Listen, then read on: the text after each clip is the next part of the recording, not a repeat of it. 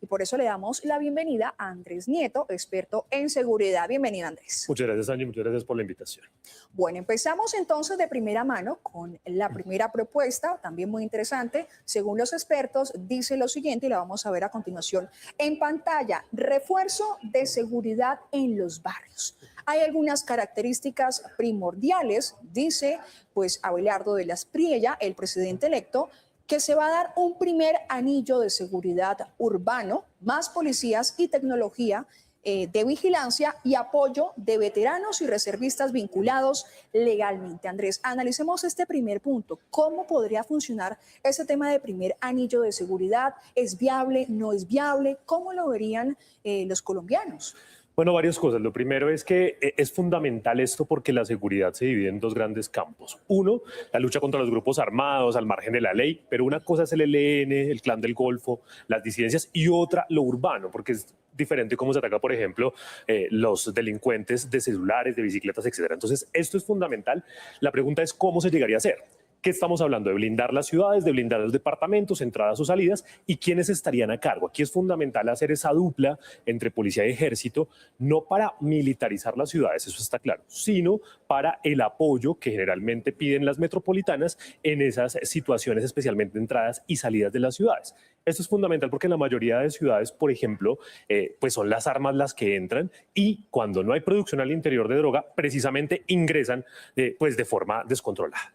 Andrés, muy bien. Este es el primer punto de la propuesta, pero avancemos a la segunda, que también está muy interesante: bloque contra la extorsión, un nuevo bloque, y pues trae la creación de este bloque que golpeará al gota a gota y a la extorsión, y se dará el fortalecimiento de los gaulas a nivel nacional. Llama mucho la atención ese tema del gota a gota, sobre todo por la usura.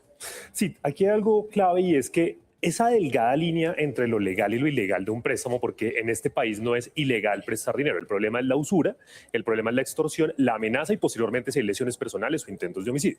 Ahora, el Gaula lo ha hecho muy bien. El asunto es que necesitamos dotar al Gaula y a las unidades de investigación para que desarticulen todas las bandas, porque lo que se ha quedado es que las capturas se dan sencillamente al que es más visible, al que va y cobra al comerciante, pero detrás hay personas que están coordinando y que están ganando, y a esos no se les ha dado el golpe. Así que bienvenido esto. Hay un punto aquí también, y es cómo el tema de gota a gota, por ejemplo, en Bogotá, es esa delgada línea donde hay bandas que se hacen pasar por grupos armados. El gota a gota deja mensualmente más de 2.500 millones de pesos en ganancias solo en Bogotá, luego de pagarle a todo el mundo, y estamos hablando de ganancias netas. Pero ahí también se camufla, o como se dice popularmente, se hace el traspaso del arma, de la droga, o el dinero se mueve precisamente con esos préstamos, y por eso es una renta criminal que hay que atacar de raíz. Interesante esa cifra, Andrés. 1.500 millones de pesos. 2.500. 2.500 millones de pesos tan al solo mes en el gota a gota al mes en la capital. Muy Así grave es. esa cifra. Pero avancemos entonces ahora a la siguiente propuesta: ofensiva contra el narcotráfico. Tiene algunas características específicas: fumigación de más de 330.000 hectáreas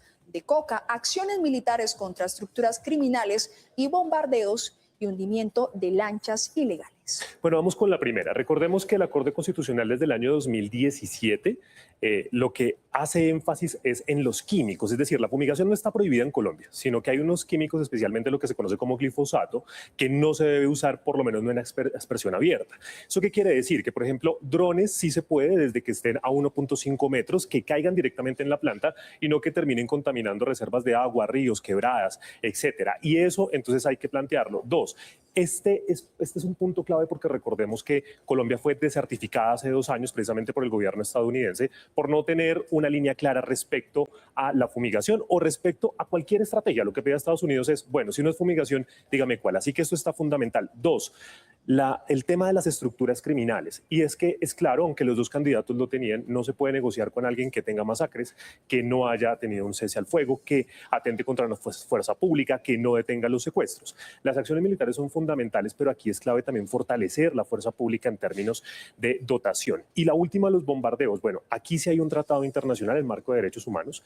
Hay que garantizar, por ejemplo, el tema de los menores que no estén en medio de estos enfrentamientos o que no tengan algún tipo de situación que atente contra su vida. Listo, Andrés. Muy bien por ese punto. Ahora pasemos al punto final.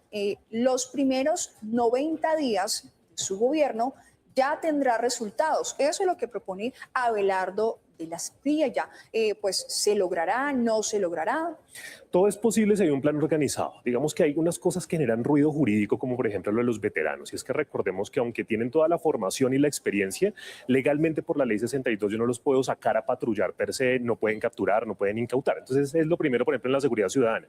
En lo segundo, cómo van a ser las fumigaciones y cómo va a ser la priorización de regiones, porque Colombia tampoco puede tener un plan macro. Una cosa es lo que pasa en el Catatumbo, otra cosa en Bogotá, otra en el Bajo Cauca, y tienen grupos distintos. Y esto último del control de las fronteras, esto es clave, porque los grupos se han dedicado al tema de controlar fronteras, sacar las armas, ingresar municiones, todo el tema de droga, insumos y otras cosas como la minería ilegal que necesitamos ponerle atención. Esta lucha simultánea requiere entonces un plan integral de seguridad.